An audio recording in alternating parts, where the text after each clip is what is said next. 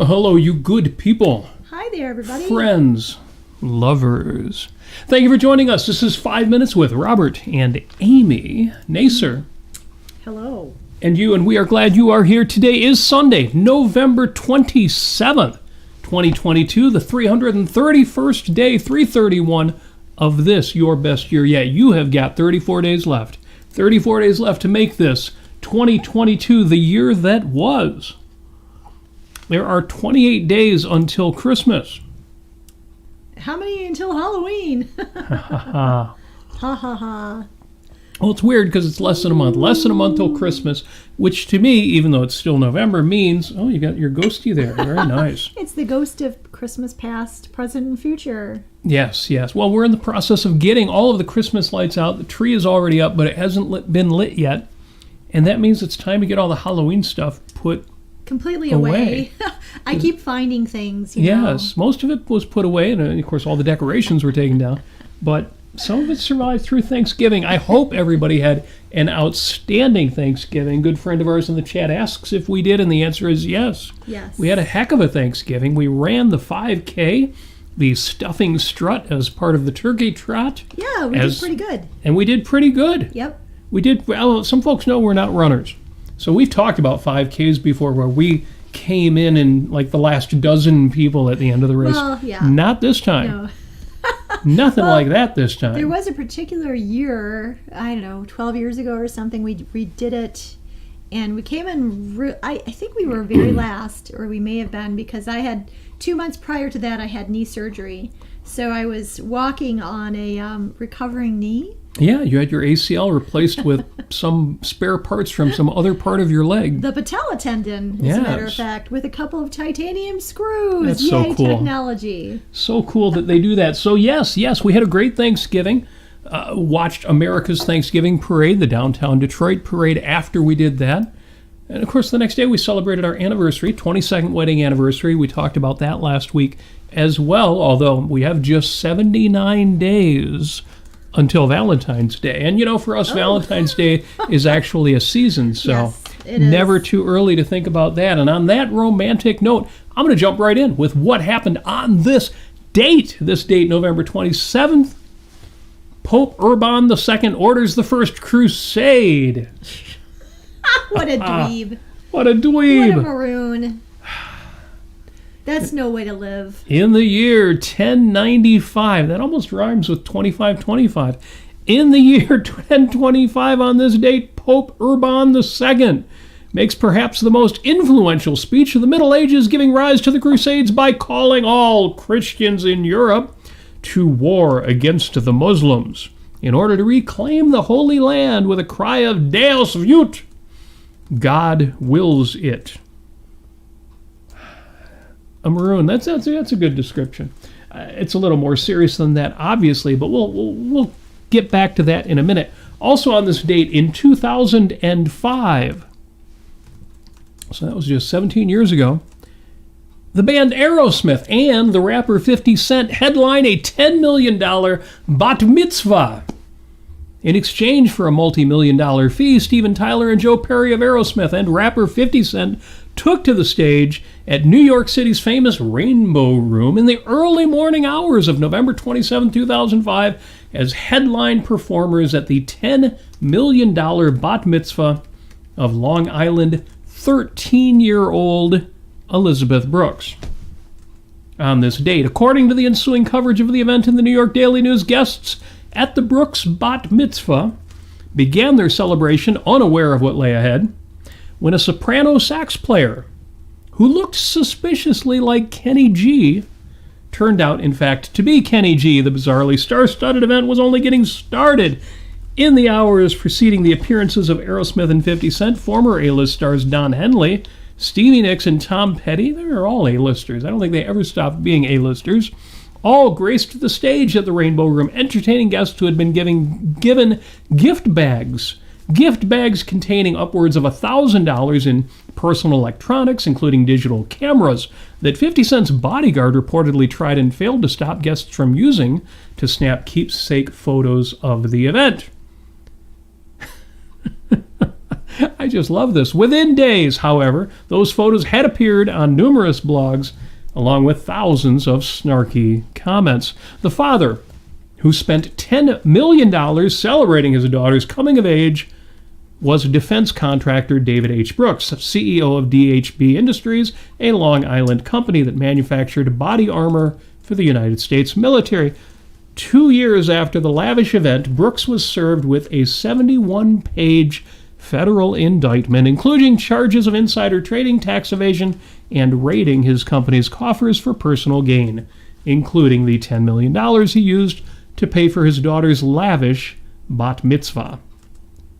He actually died in prison in 2016. We've talked before about there are rock bands, famous rock bands that you think of as having great personal integrity and would never sell out, but they do, for a fee, they will attend your daughter's birthday party or bat mitzvah. And there's actually a list out there, it's a published list of how much it costs to get, for example, the Rolling Stones to come to your son's graduation party.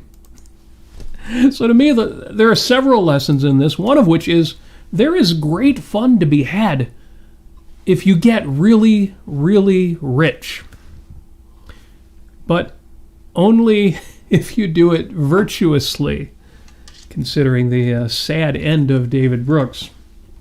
And how that story wraps up. Also born today, Bruce Lee, martial artist and actor. His full name is Lee Ewan Kam. Born on this date in 1940. Unfortunately, he only lived to be 32. Passed away of a cerebral edema. Edema? No, those are those beans. No, that's edamame. Anyway, Bruce Lee unfortunately passed away way too young at 32. Mm-hmm. Love Bruce Lee just because he was one of those people who pursued excellence, in his case, martial arts, as well as acting, and was explicit about it.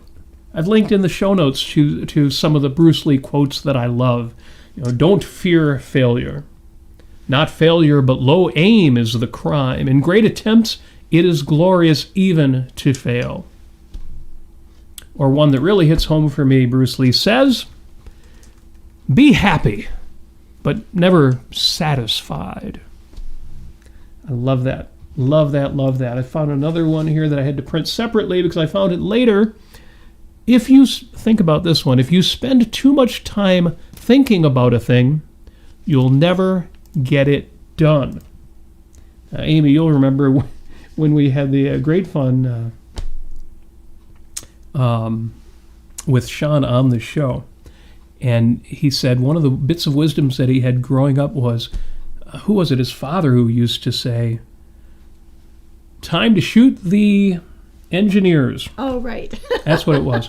So Sean Albert, the great instructor at the Henry Ford Academy. Yes. And a close friend of ours says, one of the lines his father would say was, time to shoot the engineer, which means time, shoot the designers, just get rid of the people doing the planning and get out there and execute.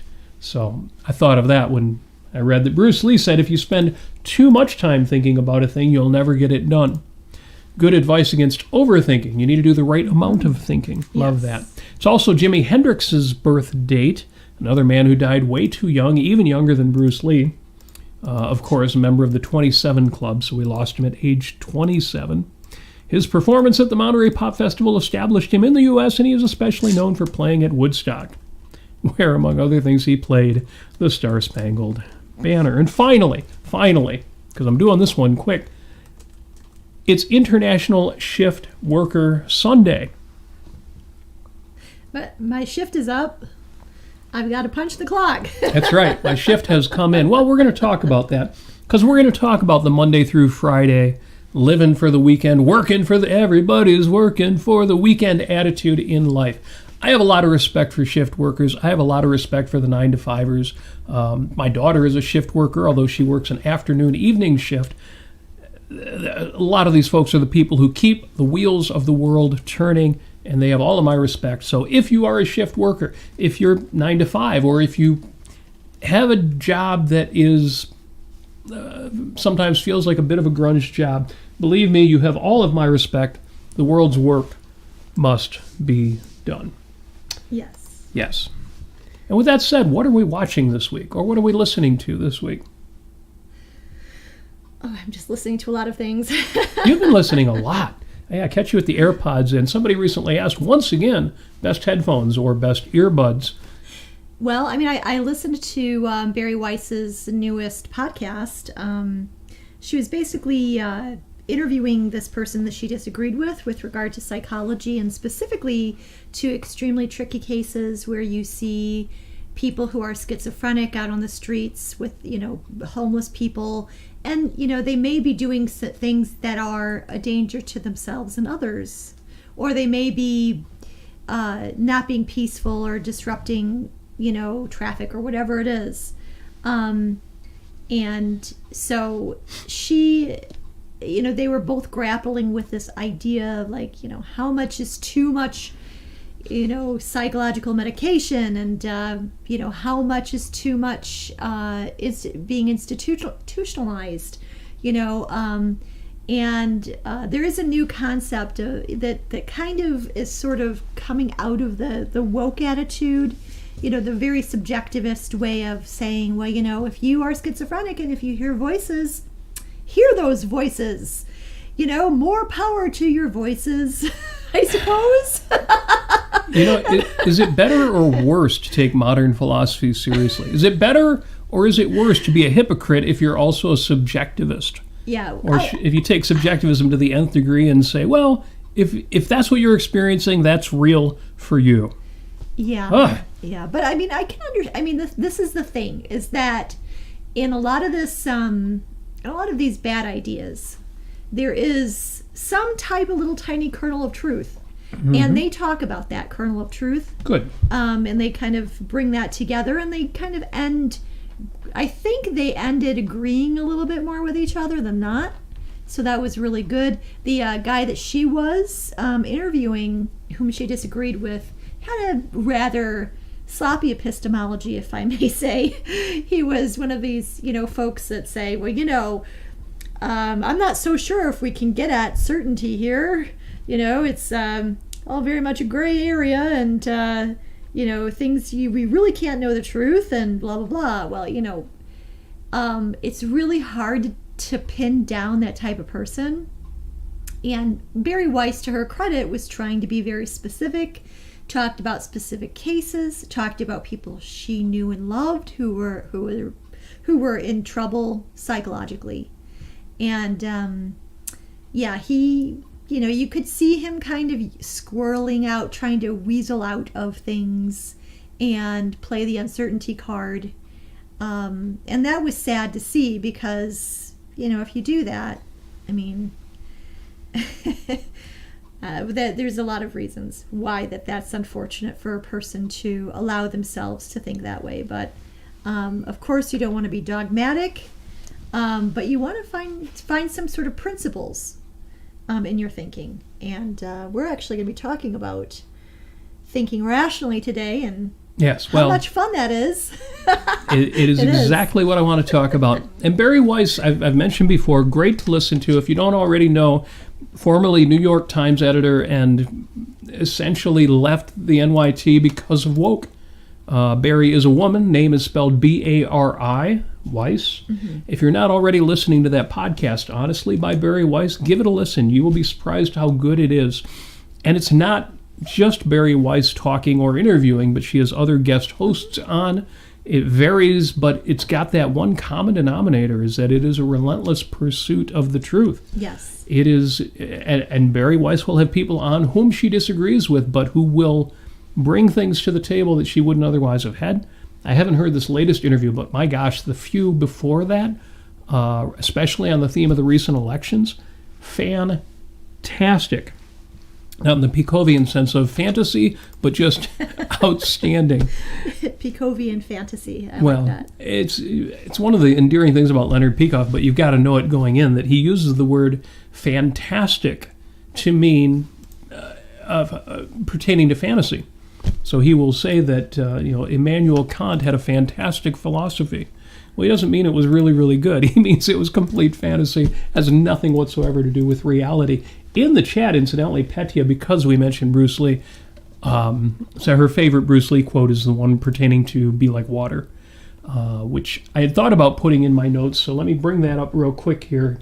Bruce Lee said, "Be water, my friend. Empty your mind. Be formless, shapeless, like water. You put water in a cup, it becomes the cup. You put water in a bottle, it becomes the bottle. You put it in a teapot, it becomes the teapot. Now water can flow, or it can crash. Be water, my friend." It's Bruce Lee's perspective on the metaphysical. Essentially, you have to obey reality. Reality is not going to obey your whims. You could read it a couple different ways, and I know people who take it as very woo, but that's certainly how I read it. And knowing what Bruce Lee accomplished in his life, knowing his other quotations, the other ideas he has, I absolutely credit it as a respect for the metaphysical versus the man-made.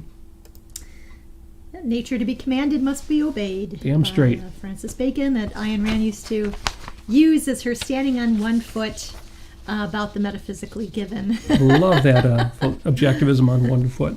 Or I should say the primacy of existence. Primacy of existence comes first. Yep. Stomp your foot, doesn't matter. So, also listening to this week, I did do an episode with James Valliant. Yay! Thank you. Which ended up with the title, Thankful? What for? And Leonard Peikoff was asked the question, given the state of culture, the state of philosophy in the world, given the state of things, do we still have something to be thankful for over the Thanksgiving holiday? The short answer is yes, but that's not really the right answer. The right answer you get by listening to that episode. Link to it in the show notes. Also, Amy and I listened to, and we watched in person in a theater. You can still do that now. At Meadowbrook Theater in Rochester, Michigan, on the campuses of Oakland University, we saw A Christmas Carol by Charles Dickens. A Christmas Carol. And it was an adaptation, of course, for the stage. Actors did a great job. The sets and costumes were just top-notch. But the adaptation, the script, was... Yeah, that's about right. That's an accurate summary. I should say that the best part of it was the dancing. If anybody out there knows or has been in a production of A Christmas Carol, as a matter of fact, I should ask Kayla and Mark this, our friends Kayla and Mark. What dances are they dancing? Because I was in third grade, way back when in elementary school, and in the 1800s. I was in a play. In my elementary school, I was one of the carolers and the singers and dancers. So there was a scene with Fezziwig, which is my favorite scene, I think, in the entire... Well, it depends on what film or adaptation I'm seeing, but it's where they're on the floor with Fezziwig and his wife and the young Ebenezer Scrooge and I think Dick Wilkins, his friend, and there's Belle, and everybody's happy and having such a great time. And they're doing all these dances, and they're sort of like contra dances or square dances, not square dances, but... Well, they were like square dances in that there was a promenade. Mm-hmm. There was the arch dance you see at weddings where two sides hold arches and everybody dances underneath in a revolving two circles. But I remember that the dances had specific names. Yes, there were a lot of them. Yeah, and there were many of them, and I'd like to... Probably the best sequence. I'd like to know a little bit more about the dances myself. So it was a great fun. It was well done. The rest of it... The way that Scrooge's story was told was not ideal. I need to explain for folks who aren't longtime fans of 5 Minutes with Robert and Amy Nasir, A Christmas Carol is one of my favorite stories. And you might think, hey, these guys are talking about objectivism tonight. They're capitalists, staunch, pro-capitalists in every way and to the nth degree. Wasn't Dickens a socialist? Yes, he was. But if you've read the original story, it is not simplistic at all. No, it is not. As a matter of fact, there's a lot of history behind it that many people do not know. Which maybe, I don't know, maybe we should do a show on it or something and talk about the history of A Christmas Carol and the context in which Charles Dickens was writing it. Well, because Christmas is right around the corner, of course we'll be talking about this again, but some of the best adaptations of A Christmas Carol also make some of the best pro-capitalist arguments. Yes. And in that regard, I will tell you our favorite adaptation of A Christmas Carol, because it is available on YouTube. Mm-hmm. And of course, you should watch it on a high, whatever the most high-def service you've got access to. But a link to the YouTube version is right in my show notes. This is George C. Scott, 1984, Woo! And A Christmas Carol. It was actually a television production. You wouldn't think so, but yeah, it actually was. A lot of times It's now you watch so a movie good, and you can tell that it was made for TV. Yeah. But no, this was so good. Yeah, George C. Scott. Oh, yes. And just so good. Especially seeing this stage play. Yeah. And the actors were good. They weren't doing a lousy job, but because of the adaptation, some of the people played the characters entirely wrong. Yeah. But, Richard Grant as Bob Cratchit was so good. And George C. Scott. Yes. Just perfect. He's exactly what you want Ebenezer Scrooge to be. Edward Woodward as Ghost of Christmas Past. Oh, so good. Perfect. So- Edward Woodward, for people who don't know, and by the way, we need to look into this. We can actually watch. There's an old 80s sort of hard-boiled private detective kind of thing called The Equalizer. The Equalizer. The Equalizer. And so, I just I was so in love as a young girl with that show, because he went out and he equalized.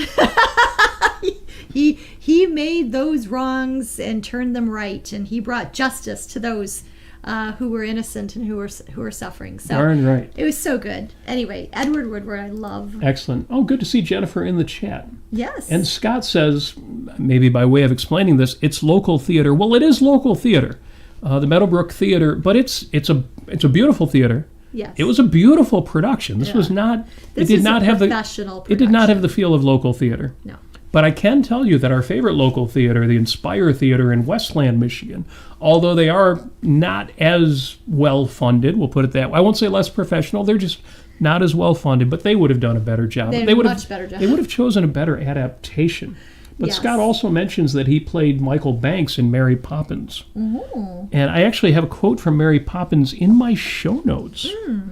In every job that must be done, there is an element of fun. Find the fun and snap. The job's a game.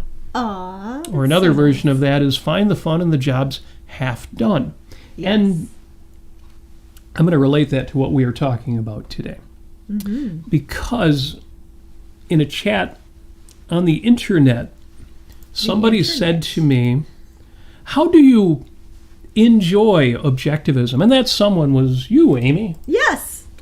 Because we had come across some folks, and this happens from time to time, we'd come across folks who not just don't apply philosophy to their lives, philosophy in general and objectivism in particular, but don't enjoy it. They don't enjoy these ideas. They don't enjoy Ayn Rand. They don't enjoy the community. They don't enjoy contemplating and applying virtue to their lives. It's true.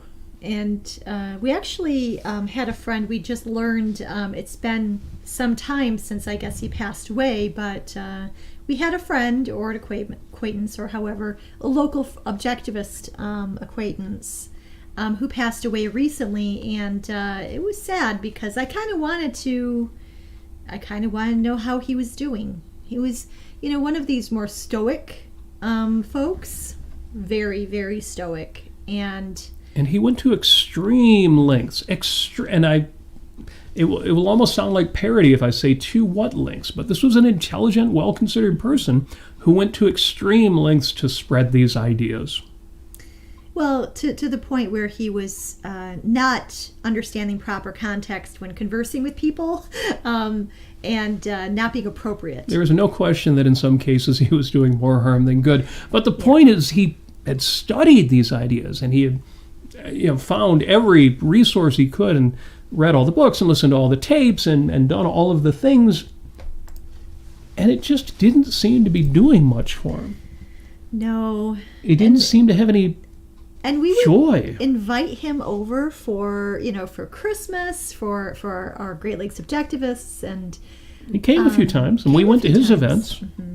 Yeah, but he as soon as I caught him cracking a smile and enjoying himself, he just it was like a rubber band that snapped back in, and he just thought that enjoying yourself and being joyful and being lighthearted was something that may be a corruption of rationality. Or at least it was a distraction from the important business of spreading these ideas. Right. And so anyway, I just, cheers to our friend who passed away. Sadly, it made me think of, and not just him, but the people you were talking about when you raised the topic. Because again, we know people like that right now. And I think of Chapter 5, Part 1 of The Fountainhead, in which Howard Rourke is looking over Peter Keating's drawings. Keating, is working for Francon and is bringing drawings to Howard Rourke. So, Rourke can give him a little bit of advice on them, just, sort of on the sly, helping him out. And Rourke is looking over these things, and because Howard Rourke loves architecture, he cannot resist improving the work. So giving Keating advice, saying, do this, don't do, cut this out. And at one point, Rourke turns to Peter Keating and he says, do you enjoy doing this sort of thing, Peter? And it resonated with me that this is what I'm seeing in some folks in regard to philosophy. Philosophy is either a game or a duty. It's this big thing and they identify with it, and they get they get something out of it. In some cases, self-esteem. In some cases, a sense of having an ethics. In some cases, they really do try to apply it, but in a duty kind of way, like this is what I have to do. And one of my favorite statements from Leonard Peikoff, one of my favorite lectures by him was a lecture called Certainty and Happiness, Achieving Success in Thought and Action. And at the very end of the talk, Leonard Peikoff quotes Spinoza, who said, all things excellent are as difficult as they are rare. But Dr. Peikoff goes on, he says this, in another respect, however, and this is Ayn Rand's unique perspective, to attain happiness, so far from being extraordinarily difficult, is the simplest thing in the world. If she were here, she would say, all you have to do is live. Just as to attain certainty is the simplest thing in the world, because all you have to do is think. Mm-hmm. Now, in a similar vein, at the end of Opar, Objectivism, the Philosophy of Ayn Rand, the very last words in the whole book are, to save the world is the simplest thing in the world. All one has to do is think. Yes.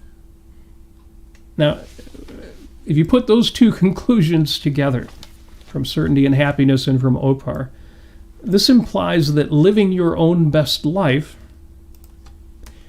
and saving the world are congruent. Even in substantial ways, they are the very same project. Just to repeat, to attain happiness, all you have to do is live. Just as to attain certainty, all you have to do is think. And then in Opar, to save the world is the simplest thing in the world. All one has to do is think. Now, if that sounds simplistic,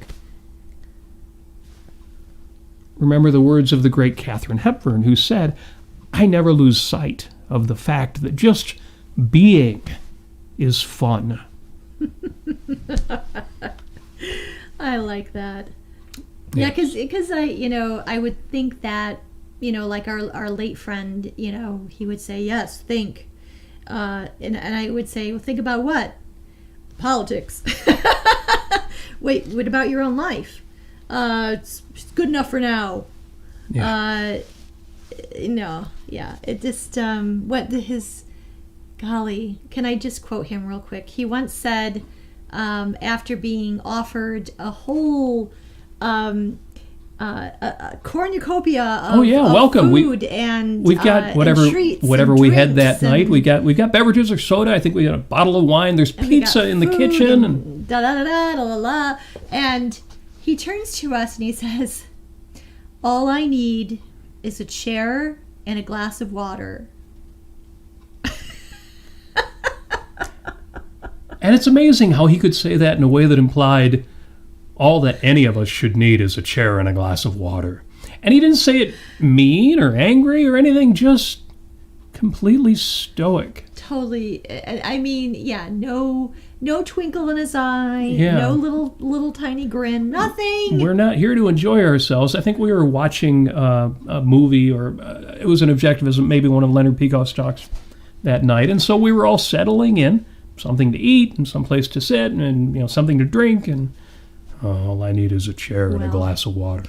I'm going to remember our friend the one time that he did come over for Christmas to our house, and I did offer him a nice little present, and he said thank you, and he had a little smile on his face, and I'm like, he was a good guy. Yeah, no, he was, but it just he had so much potential for so much more joy and happiness in his life.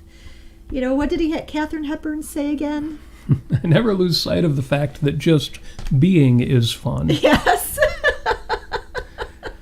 Yes. Yeah, it made me think of that classic song, "Working for the Weekend," because it's a lifestyle that we will sometimes criticize. There are people out there, usually philosophical amoralists, pragmatists, not immoralists, but just people who think philosophy is all impractical ideas.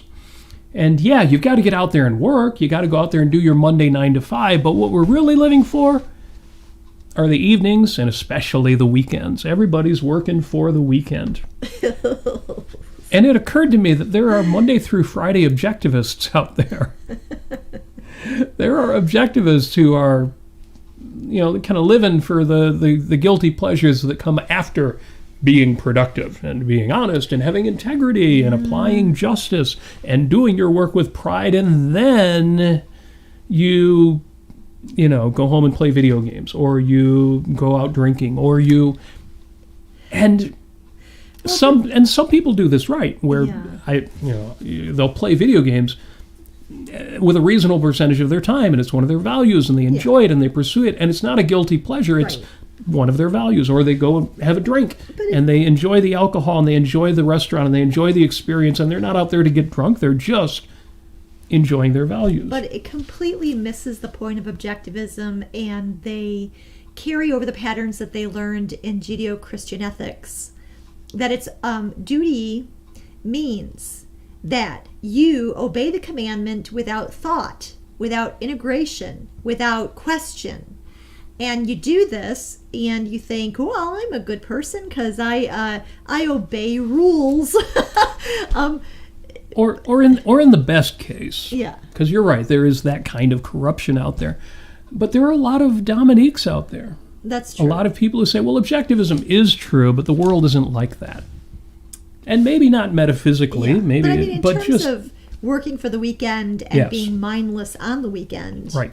It is this it's two sides of the same coin, which is the mindless coin, which is I was mindless in the weekdays when I was being virtuous because I obey commandments, and now I'm going to be mindless on the weekend, and I'm not going to even really think about what my values are and whether or not they are good for me, because that is not my approach to morality. But yeah, you're right. There are better versions of that, and many people are mixed in that way, so it's not that everyone is binary in that sense. Right.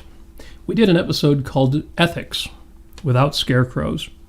And the point of the episode, and what I would want to repeat tonight, is ethics is for your own sake, and not just, well, if I do these things, the right things will happen in the long run, and then I can go out and have fun. No, the ethics themselves are your fun. They are your values. If you learned to say you just learned to play chess. You just learned the game of chess. And you learn all the rules and a little bit of the strategy. And then you're ready to go play chess. Would you immediately think, what I really want is a game of chess where I can cheat a lot? where I can ignore the rules, where I can just make up the rules. Is like, would you want any of? You wouldn't want that, because what would be the fun of it?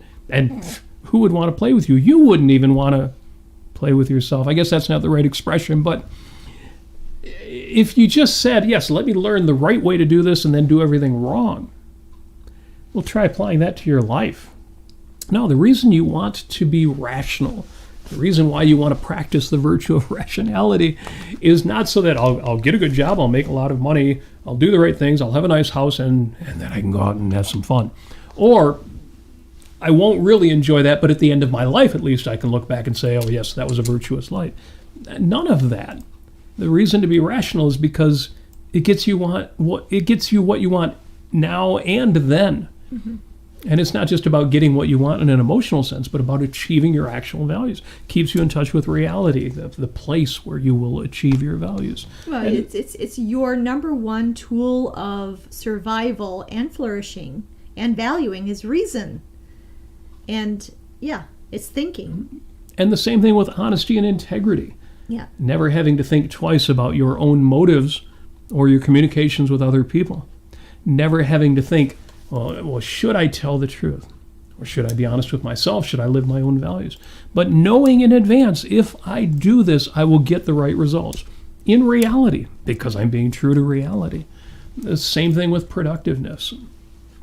To the extent I'm able, I'm going to achieve what I can achieve. I'm going to do what I can do.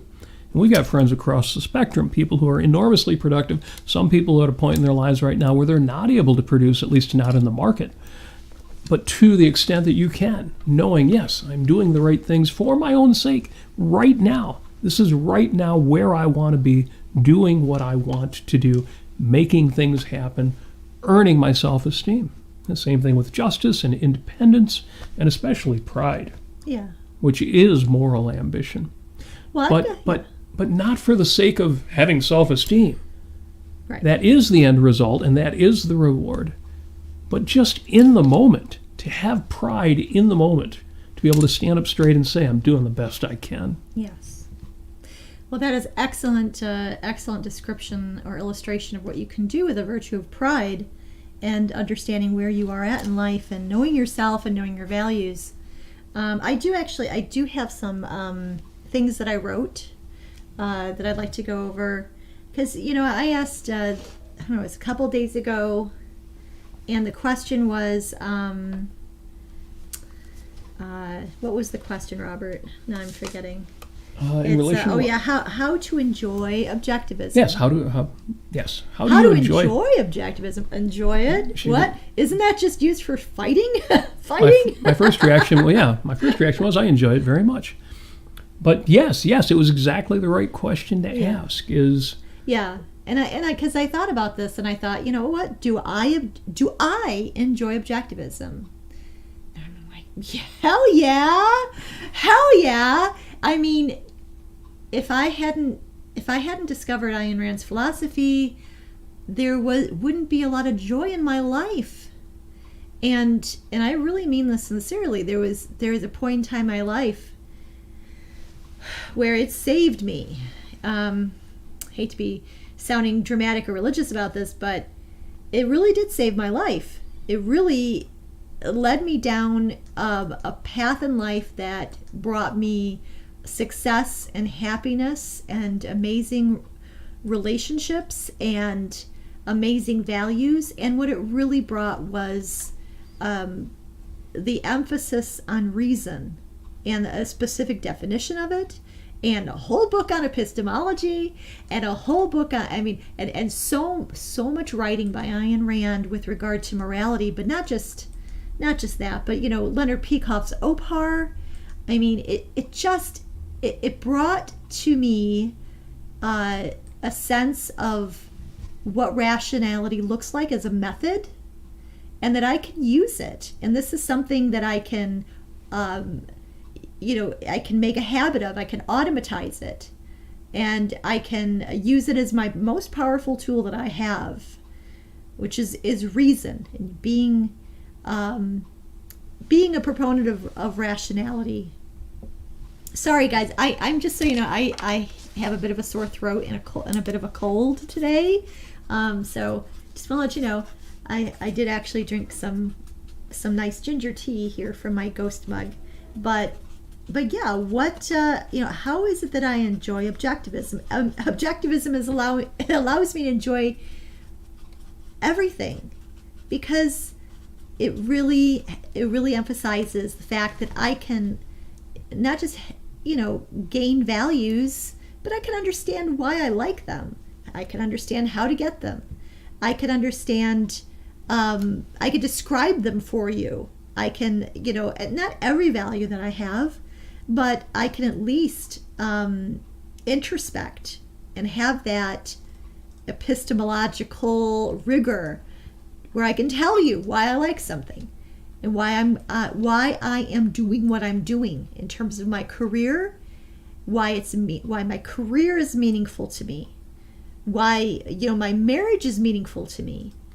All of these very deep questions, I can give you an answer. And it's one of the things I'm very proud of, that I can do that. And I have words for what I value. Not a lot of people can say that. And by having those words, by being able to introspect, by making that a practice in my life, those values are that much more real, more rich, more colorful. It's truly amazing. And so when I asked, my next question is yes, yes, I can enjoy objectivism. My next question after that is, how can objectivism help me today? And so I thought of, kind of like a particular set of questions that I put together that you kind of touched on with regard to pride just now. But, again, there's the 7 virtues that Ayn Rand outlined. There are other virtues other than that, very contextual virtues. But all the virtues, what I love about what Ayn Rand did was all of them are integrated and derived from the virtue of rationality, from using reason.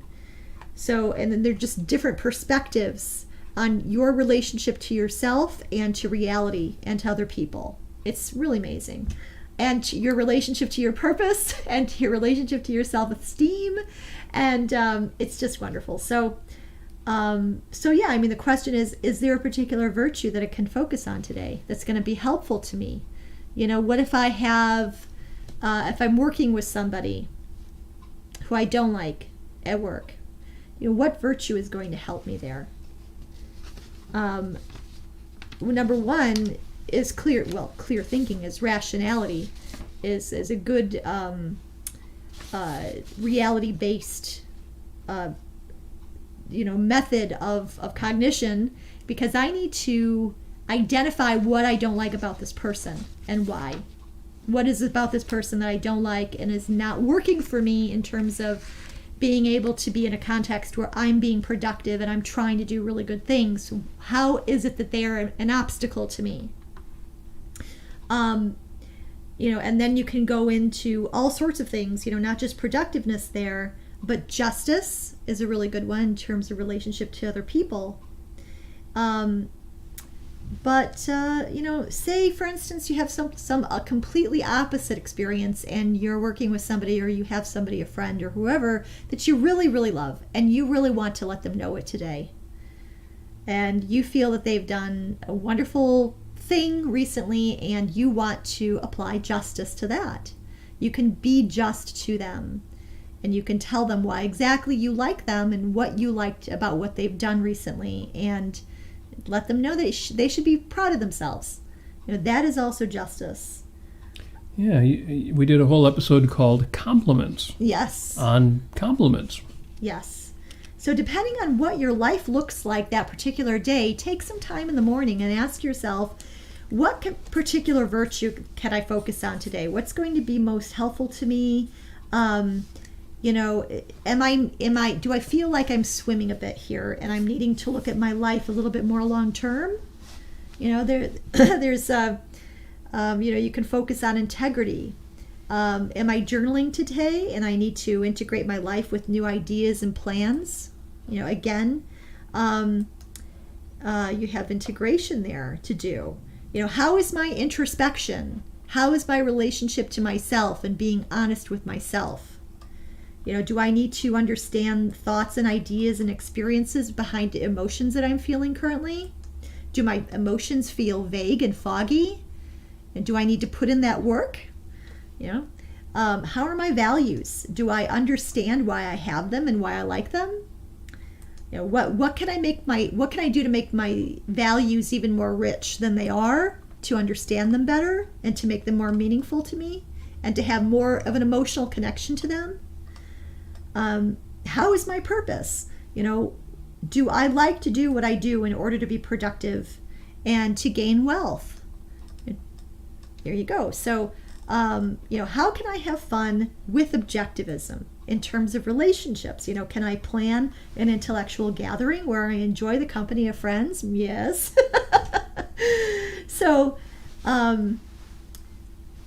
So think about all of those things. Think about the 7 virtues. Think about, reason, purpose, and self-esteem.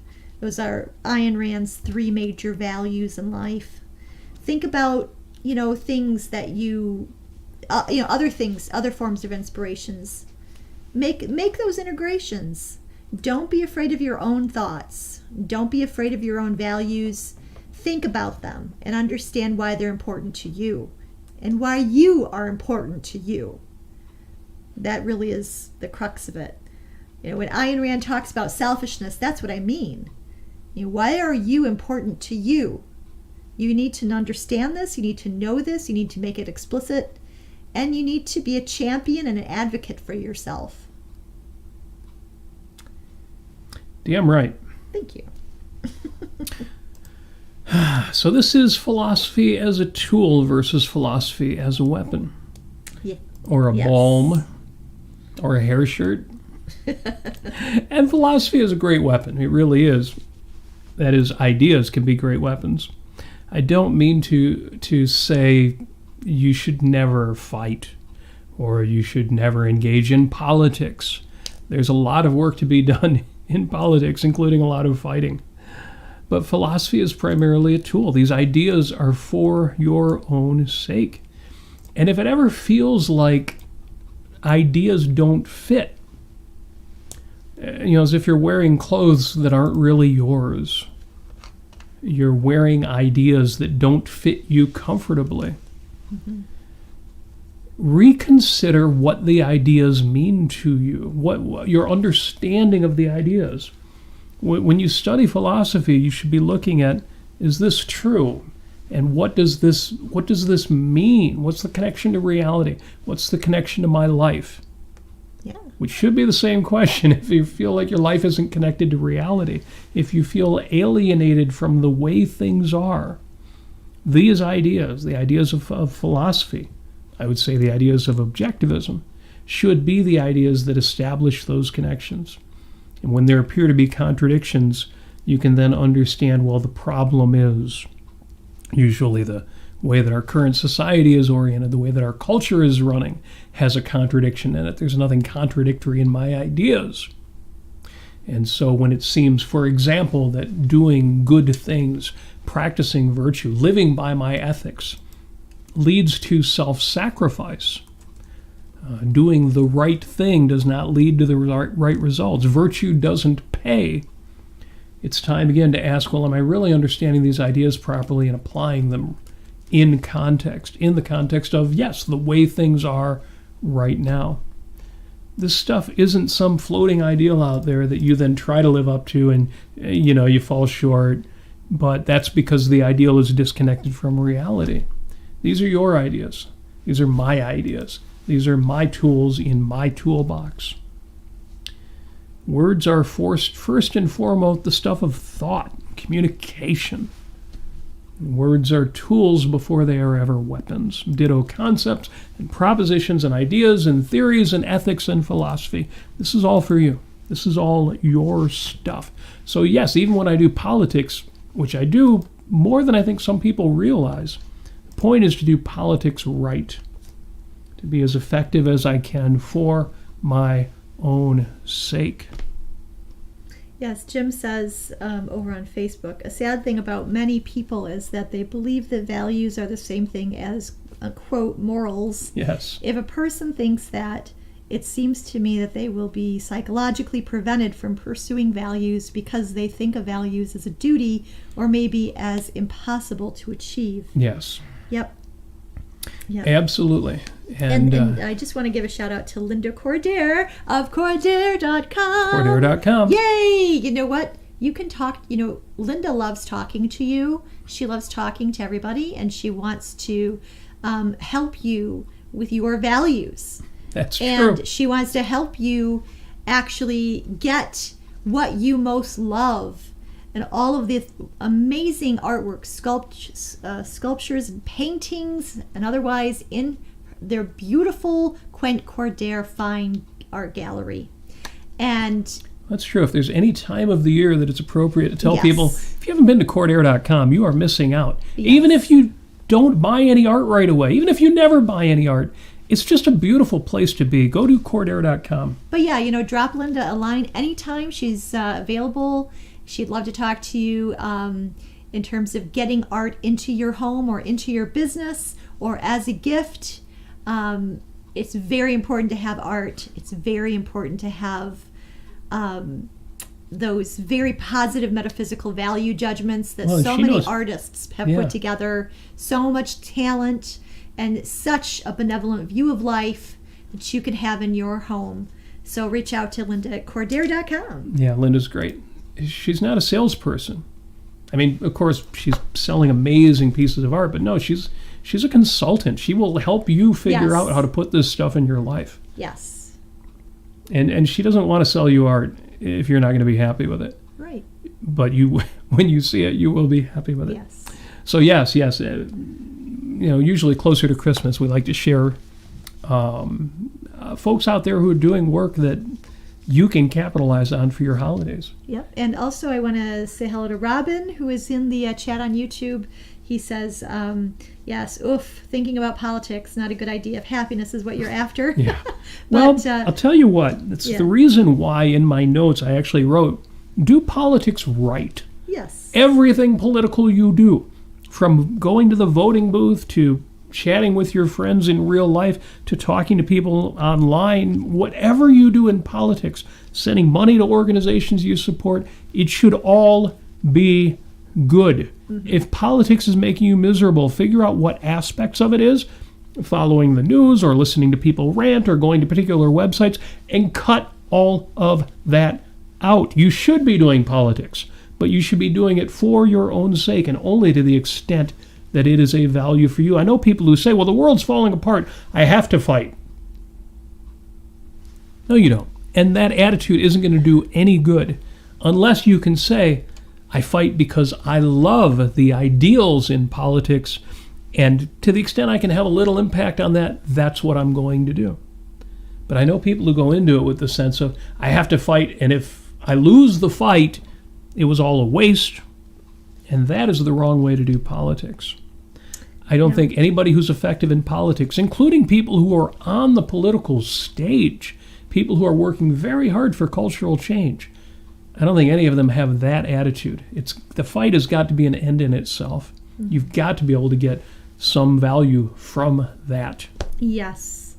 Scott mentions another good adaptation of The Christmas Carol, which is Scrooged with Bill Murray. Scrooged is fun. It's a fun movie. It's very silly. It's light. It's nice. And yet, because it's Bill Murray, by the end of it, he pulls it all together, and it becomes a touching redemption story. There's not a lot of redemption. But if you like that, if you're like, well, I don't really want Scrooge to change much, or in this case, his character, then that might be the one for you. And it reminds me of all the best Bill Murray movies, where at the end of the movie there's a short speech. Think of kids' films like Meatballs, where Bill Murray manages to do this inspirational shtick at the end. Yes. And Scrooged is absolutely like that. So yeah, I'll second the vote for that. It's not my favorite version of A Christmas Carol, but it's fun. It is great fun. Different. And it takes you back to the 90s too. Yes. Think of Bobcat Goldthwait is in the movie, and it just kind of reminds you what that era was like. Yeah. And Scott also says, playtime can help with regard to working for the weekend kind of thing. Now, if in a rational sense, yes, leisure and playtime can help give new context to a new work week. Yes, absolutely. Yeah. Absolutely. You need time to contemplate and to rest and to just feel the reward of the values that you've earned in that week, and also take some time and to look forward to a new week, and also just be in the moment, like Katharine Hepburn. Be in the moment. Again, just existence is fun. It's all true that you need art. You need to contemplate art. You need to experience your ideals in reality fully formed. You need rest. We all need rest, and that includes a certain amount of recreation. And some people will find that with an adult beverage. Some people will find that by going to the movies. Some people will find that in different ways. My point would be, though, if you are living your ideals, if you're doing anything at all like what you should be doing, even during your 9 to 5, your Monday through Friday, you should be experiencing that joy, that pride, some degree of that passion that your life should be full of. And the same thing with your philosophy. You don't want to be a working for the weekend objectivist in the sense of, I do these things because it will lead to the right results, but I don't really want to be honest. I don't really want to have integrity. I don't really want to be independent, but I believe objectivism's right, and so I'll do those things. You don't want to do that with your job, and you don't want to do that with your philosophy. So I'm a big, big fan of weekends. I'm a big fan of changing things up. I'm a big fan of experiencing your values in every domain you can, including a lot of them that you can't do during your day job, but you can do during your day philosophy, if that makes sense. Mm-hmm. So yeah, ask yourself, what kind of fun can I get out of objectivism? What kind of clarity can I get out of objectivism today? How can I apply it today? Yeah, and again, not just fun, although in relation to the Katharine Hepburn quote, that word goes a long way. But yeah, what is in it for me right now? Right.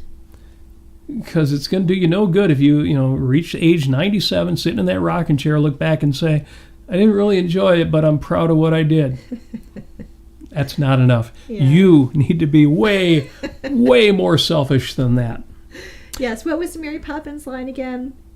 Oh, in every job that must be done, there is an element of fun. Yay! Find the fun and snap the job's a game. War is done. Absolutely true. And so my Post-it note for the week just says all in. And that is what I want for you. That idea of being all in, I think I got that expression from Anthony Robbins. It was always a little weird. But he was talking about a woman had come to him, and she was in a bad relationship or a bad marriage, and she couldn't get her husband to commit, and she was kind of didn't know what to do, and he told her, well, are you all in on the relationship? And she said, well, I can't be all in because he's not all in, and I could be hurt, and things might go wrong. And he explained to her that if she's not all in, he's never going to be all in. And if she's not all in, she's not going to do the things that will make a great relationship. And he went on, and by the end of it, he got her to have the right attitude, which is, all right, I'm going to be all in. I am 100%, I am committed. And if he pulls away, I'm going to be that much more committed. I'm all in. And if this relationship falls apart, then I will find another one, and I will be all in on that. But I will be all in. And when I heard that, I thought, well, that's what you want for your values, for all of your values, your relationships, your romances, but also your family, your friendships, your job, your values. That is what you want. That is what you should be using the owner's manual for life, objectivism. That is what it is for. So that's my Post-it note for the week. Reminder to myself to be all in all week. Yeah, and I want to just shout out to everybody who joined us today. Thank you so very much, and I hope that you understand why you value us, why you value what we're doing. I hope that you can see what we're doing and get something out of it. I really hope that you do. And if it is value to you, I encourage you to be all in and go to robertnasir.com and send us a little Christmas something, little little thing, support us, and that would be wonderful. And you have more to say about that, right? I have nothing more to say about that. That is all that I would want to say about that. I will say thank you for joining us. I really do appreciate you all being here. Love to see everybody in the chat. One of my favorite parts of doing a show like this is the talk back in the chat. It is so good to know that you are out there hearing this. Now, we'll have people listening after the fact. We're on all the podcast platforms, so if you ever want to hear something you haven't heard, you can watch us on YouTube. You can go to the Facebook Live that we do. But we are multi-streamed, and we will be posted to Apple Podcasts, Spotify Podcasts, Google, etc., after the fact. And it warms the heart and makes it all worth doing to know kindred spirits are out there. Feel free to reach out to us online, Facebook, Twitter, the 5 Minutes with Robert and Amy Nasir Facebook group, in any way you can and want to. Love to hear from you, especially with suggestions for future episodes. That is always fun as well. Some good ideas have come in that way. And with the holidays right around the corner, I will be publishing some of my suggestions for outstanding gift ideas because, as I talked about in our episode Weekends and Holidays, gift buying should be fun. It should never feel like pressure. It should never feel like, oh, what should I do? You should always have a few easy wins. Send somebody candles from Aurum Naturals, and they will love you. They will just say, oh my gosh, it's so good. We will be posting links. We will be sharing more as the holidays arrive. But Amy and I need to wrap up our anniversary weekend. Yes. Hey, happy anniversary there, Mr. Robert Nasir. 22 years married, 28 years sharing this life with this woman. Yay! So thank you for letting us share a little bit of the love with you. We will see you next Sunday. In the meantime, we wish you all of the happiness that you, and I mean you, so richly deserve. And put these ideas to work, but for your own sake. And as always, we wish you love.